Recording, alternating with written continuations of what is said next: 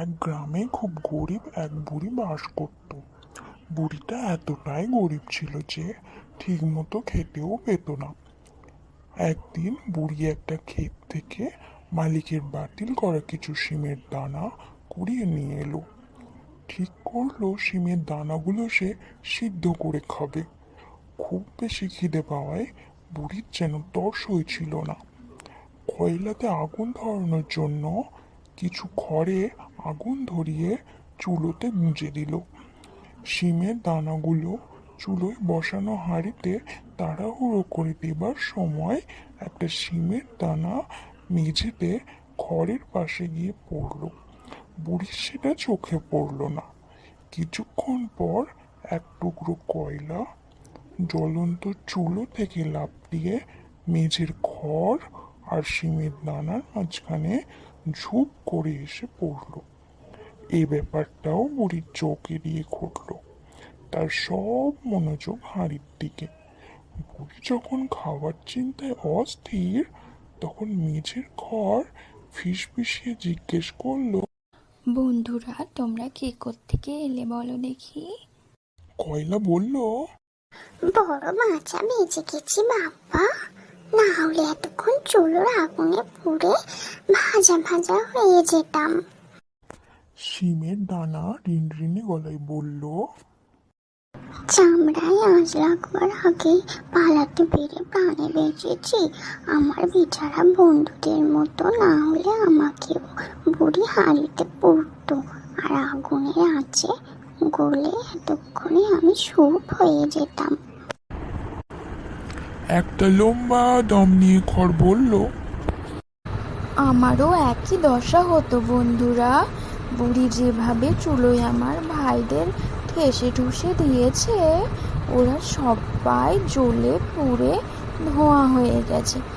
ভাগ্যিস বুড়ির আঙুলের ফাঁক গলিয়ে টুপ করে আমি নিচে পড়েছিলাম, নইলে আমিও এতক্ষণে ভাইদের মতো ধোঁয়া হয়ে পাক খেয়ে খেয়ে বাতাসে মিলিয়ে যেতাম।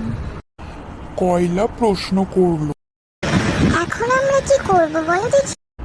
ঠান্ডা মাথায় শিমের দানা ধীর স্থির ভাবে বলল, কে চলে আমরা তিন বন্ধু যখন বেঁচে গেছি, তখন আমাদের তিনজনের একসঙ্গেই থাকা উচিত। তবে এখানে বেশিক্ষণ থাকলে নতুন কোনো বিপদ এসে হাজির হতে পারে। চলো আমরা নিরাপদ কোথাও পালিয়ে যাই। শিমের দানার প্রস্তাব অন্য দুজনের খুব পছন্দ হলো। তিন বন্ধু তখনই নিরাপদ জায়গার খোঁজে চটপট বেরিয়ে পড়ল। হাঁটতে হাঁটতে তারা ছোট্ট এক নদীর পাড়ে এসে পৌঁছালো। কিন্তু নদী পার হবার জন্য তারা কোনো সেতু বা নৌকা কিচ্ছু দেখতে পেল না। মহা চিন্তায় পড়ে গেল কয়লা আর শিমের দানা। খড় তখন দুজনকে সান্ত্বনা দিয়ে বলল, তো ভেবো না হে, আমার মাথায় একটা চমৎকার বুদ্ধি এসেছে।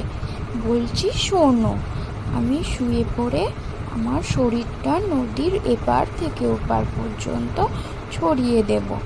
তোমরা এক এক করে নদীটা পার হয়ে যাবে। খড় নিজের কথা মতো নদীর এপার থেকে ওপার পর্যন্ত নিজের শরীরটা ছড়িয়ে দিল। কয়লা বেশ ডাঁটিয়েল একটা ভাব ধরে খড়ের তৈরি করা নতুন সেতুর উপর দিয়ে গটমট করে রওনা দিল।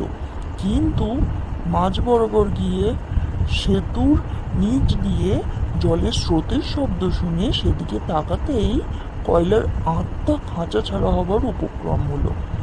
ভয়ে একদম কাঠ হয়ে দাঁড়িয়ে গেল সে। নট নরণচরণ।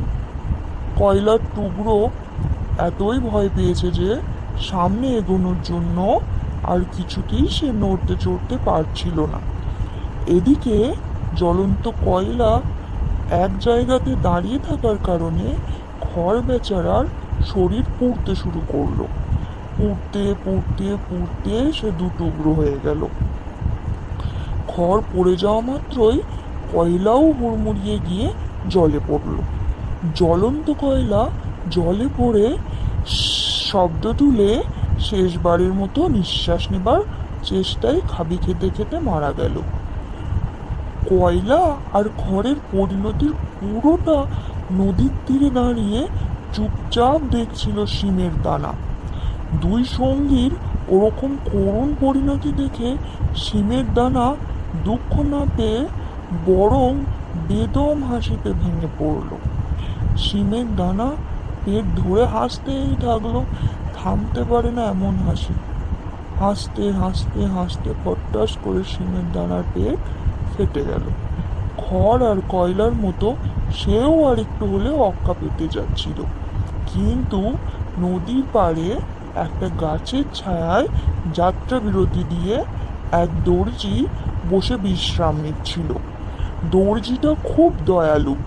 শিমের দানার পেট ওভাবে ফেটে যেতে দেখে তার খুব মায়া হলো। সে তাড়াতাড়ি সুই সুতো বের করে যত্ন নিয়ে শিমের দানার পেটটা সেলাই করে দিল। শিমের দানা প্রাণে বাঁচল।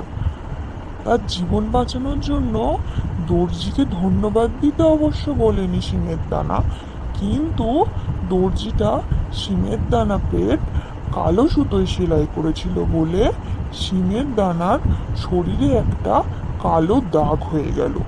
সেই থেকে কালো দাগটা সব শিমের দানার গায়ে এখনো দেখা যায়। গল্পটি যদি আপনাদের ভালো লেগে থাকে তাহলে চ্যানেলটি অবশ্যই লাইক এবং সাবস্ক্রাইব করে দেবেন। ধন্যবাদ।